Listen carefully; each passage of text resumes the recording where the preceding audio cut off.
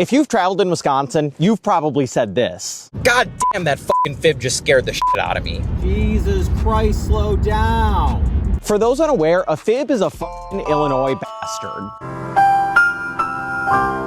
Really, just any car that's driving in Wisconsin with Illinois license plates. And before I started this channel, I never really gave a shit, but now I'm starting to wonder, do fibs actually suck at driving? Or is that something that we've all just been collectively hallucinating up here? To find the answer to that question, I had to comb through tons of highway safety reports, get my hands on as much insurance data as I could possibly find, and even traveled from the middle of nowhere, Wisconsin, to Chicago, the heart of fib territory, to find out. Which, as always, is a lot more complicated than our silly little nickname implies. So hop in with me as we drive down to Chicago to find our answer.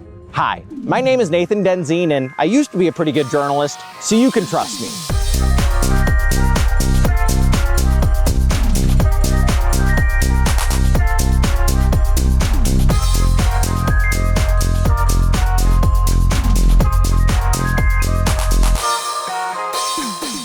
So we're on the road to Chicago, and like I already told you, a fib is a f***ing Illinois bastard. And we've already encountered plenty of fibs on this drive. But the phrase is only really used when somebody really pisses you off on the road. What is your problem, man? Do you know how to f***ing drive? No. What? But historians don't actually know where exactly the term came from. As far as they can tell, the term was born sometime in the late 80s or early 90s when our neighbors from down south decided to start taking vacations here. And they keep taking vacations here and our economy really appreciates it, so please keep coming, don't listen to the haters. Fib had kind of a natural birth. Nothing really points to a single source as being the origin of the word fib. Basically, Wisconsin residents thought they came for our beautiful wilderness, and they brought their shitty driving habits with them. And the phrase has stuck around because Illinois residents keep taking vacations here. So a fib can really be spotted on the road at any time, but you're most likely to encounter them driving north on a Friday night or driving south on a Sunday after the weekend. Now, when the word fib first became a thing, there was one really common complaint, and that was that they drove way too goddamn fast. That perception was most likely due to the fact that Illinois had ever so slightly higher speed limits on their highways than we did in Wisconsin in the early 90s. But by the end of the decade, all of our roads were the same speed, so that argument doesn't really hold water. Which means we turn to the second complaint that we have about fibs. And I think this is the one that I complain about the most often. It's when they swerve in and out of traffic willy-nilly, cutting you off any chance that they get. And I don't really have anything to quantify this kind of driving behavior, but it really seems to happen with Illinois plates a lot more than it does with Wisconsin ones. But if you ask an Illinois driver how they drive, they would describe it a lot differently. They would just say that they're driving with intent, unlike all of us up north. You see, in the Chicagoland area, if you don't really drive with intent, you are never gonna get where you need to go. It's a city where you have to hit that gap in traffic, take a left turn in front of multiple people just to go, or tailgate the driver behind you to get through that light. And they would also say it's safe because it's predictable, because everybody is driving that way. Basically, as long as you're paying attention to what's going on the road around you, you're not going to get into that much trouble. And because of that, the driving really isn't that dangerous. But I'll be the judge of that. Thank you very much.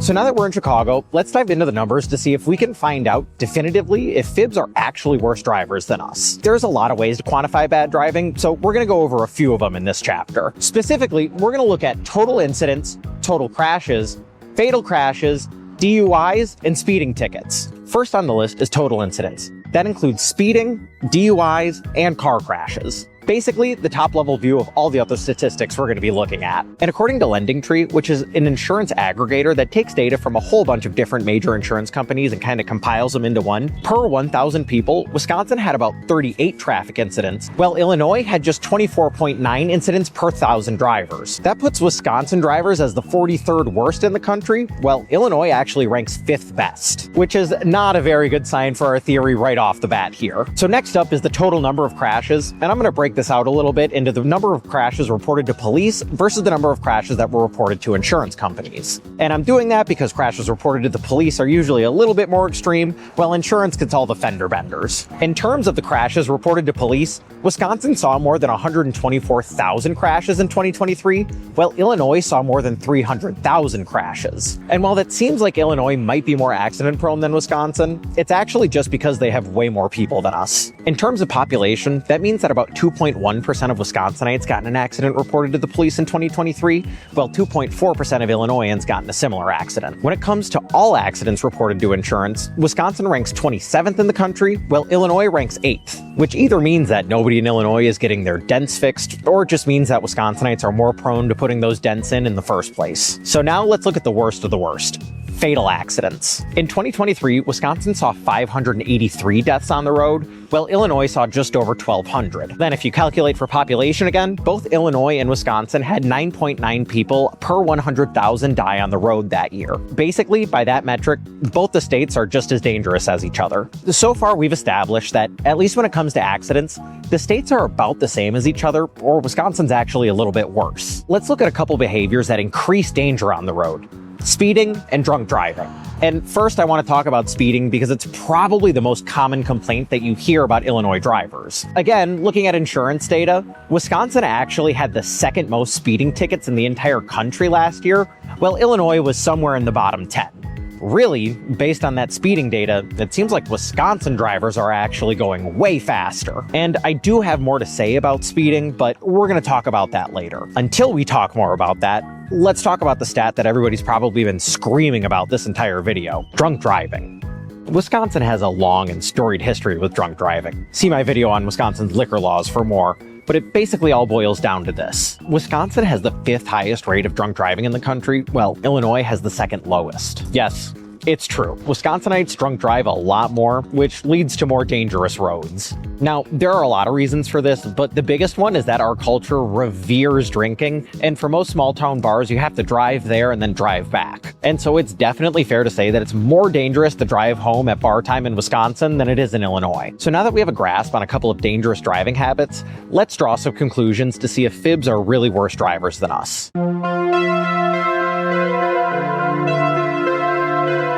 It was cold outside, so we decided to come in. It is so goddamn cold. I mean, basically, no.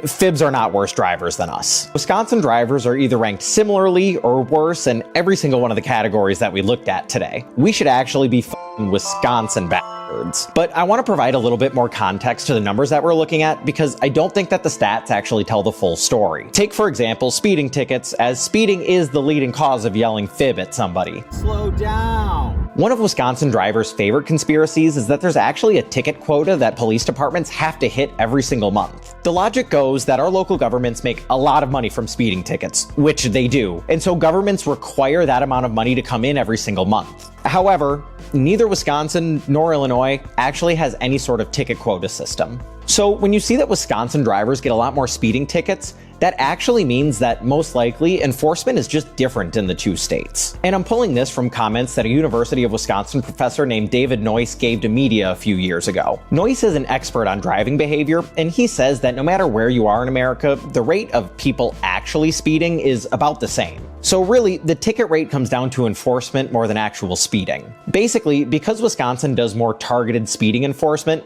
more drivers are caught. But he also noted that even though more Wisconsin drivers are caught for speeding, our tickets are actually about half as harsh as the tickets given out in Illinois. That, hypothetically, could affect your regular driving habits. Illinois drivers might not think too much about going 10 miles an hour over the speed limit because they won't get a ticket for that, but they're really cautious about going 20 miles an hour over the speed limit because that would result in a huge fine. While Wisconsin drivers might be a little bit more nervous about that medium range of speeding because they're more likely to get caught for it.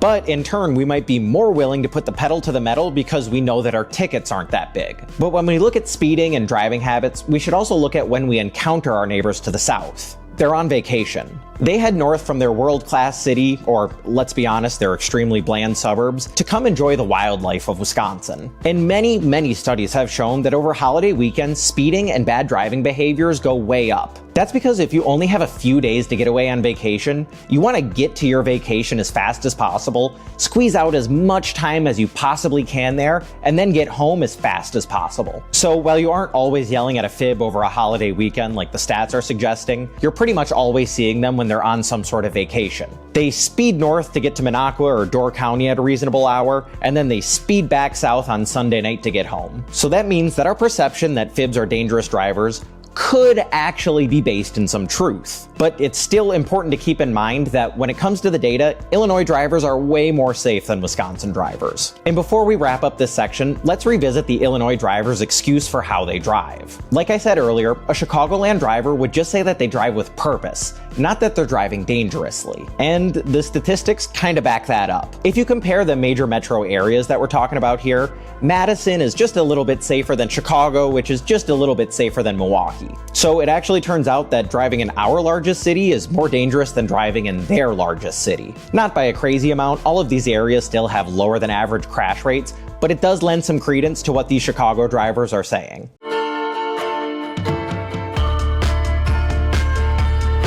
Car crashes are consistently higher over holiday weekends, which implies that people on vacation are driving more dangerously. Maybe they want to get to their destination as fast as they can, or maybe they want to get home as fast as they can, or maybe they're drunk, or there could just be a million reasons why. So because we only see Illinois drivers in our state, for the most part, while they're on vacation, they might be driving more dangerously. But even if they are doing vacation driving, pretty much every data point shows that Illinois drivers are much safer than Wisconsin drivers. And while it is fun to shit on a common enemy, even if they don't think about us that much, it's important to know that fibs actually are not more dangerous drivers than us. So next time you yell at a fib, just know that statistically, they're a better driver than you.